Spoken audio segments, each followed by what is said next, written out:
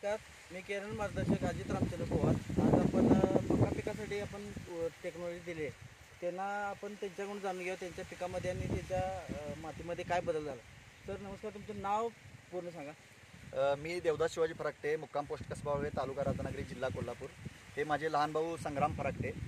आम्ही केरनचं ज्यावेळी मार्गदर्शन घेतलं त्यावेळी आम्हाला ह्या जमिनीसाठी साधारणतः 3 दिवसाला पाणी देणं हे बंधनकारक होतं, कारण की हे माडरान बोरमाड रान असल्यामुळे 3 दिवसाला पाणी द्यायला लागत होतं.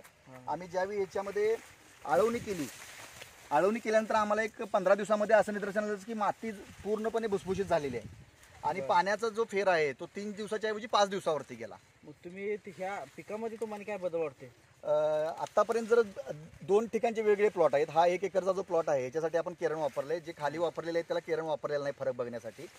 तर त्याच्या टोकननी एका दिवशी झालेली होती, पण जवळजवळ 15 ते 20 दिवसाचा डिफरन्स ह्या प्लॉटमध्ये आहे. हे 15-20 दिवसांनी पुढे आहे. आता ह्याच्यामध्ये काय काय आहे, कणीस जर बघितलं तर साधारणतः 8 ते 9 इंचाचं कणीस आहे, प्लस हे पूर्ण भरलेलं कणीस आहे.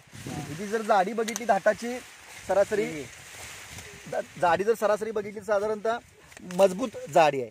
आणि जर त्याच्यापेक्षा लहान जरी धाट बघितलं तर ते वादळापासून संरक्षण मिळणारं अशा पद्धतीचं धाट आहे. मुळं जर बघितलं तर खूप मजबूत त्याची मुळं आहेत. पानाची रुंदीमध्ये तुम्हाला काय म्हणायचं? जनरली पान एवढं असत नाही मक्याचं. हे पान साधारणतः 3 ते 4 बोटाचं असतंय, परंतु केरनची फवारणी झाल्यानंतर असं लक्ष झालं की ते पान 7 बोटावरती आहे जवळजवळ. हे 4 आणि 3 पानाची रुंदी वाढली खूप रुंदी वाढली. मक्याची हाईट पण वाढल्या. जवळजवळ आपण जर बघितलं तर सरासरी आता 7.5-8 फूट मका आहे.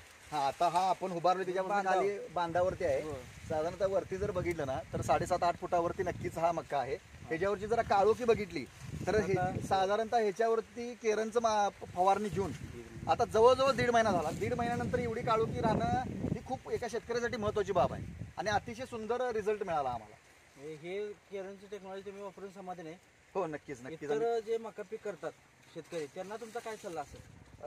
इतर जे मका पीक करणारे शेतकरी आहेत, जुने जाणते शेतकरी आहेत, त्यांना आपण खूप काही सांगणं हे रास्त ठरणार नाही. तरी पण केरनच्या मार्गदर्शनाखाली जर आपण चांगल्या पद्धतीने जर सायलेजसाठी वापरणार असेल किंवा मका दाण्यासाठी वापरणार असेल, हे खूप चांगल्या पद्धतीचं प्रोडक्ट आहे, जे रासायनिक नाही, ऑर्गॅनिक आहे. आणि आपण आपल्या कुटुंबाला जे विषमुक्त खायला देतोय तसंच आपण अजून शेतकऱ्यांना पण विषमुक्त द्यायला पाहिजे, जनावरांना पण विषमुक्त द्यायला पाहिजे. तर जे दूध येणार ते आपल्याला चांगले रिझल्ट येणार आहे. केरनचं हे जे मार्गदर्शन होतं ते आमच्यासाठी खूप मोलाचं होतं. भविष्य काळामध्ये सगळ्या शेतकऱ्यांनी वापरावं, ज्याच्याकडून त्यांचं उत्पन्न वाढेल. ओके, धन्यवाद. तुम्ही जे केरन कंपनीला बहुमूल्य वेळ दिला त्याबद्दल तुमचे धन्यवाद. थँक्यू.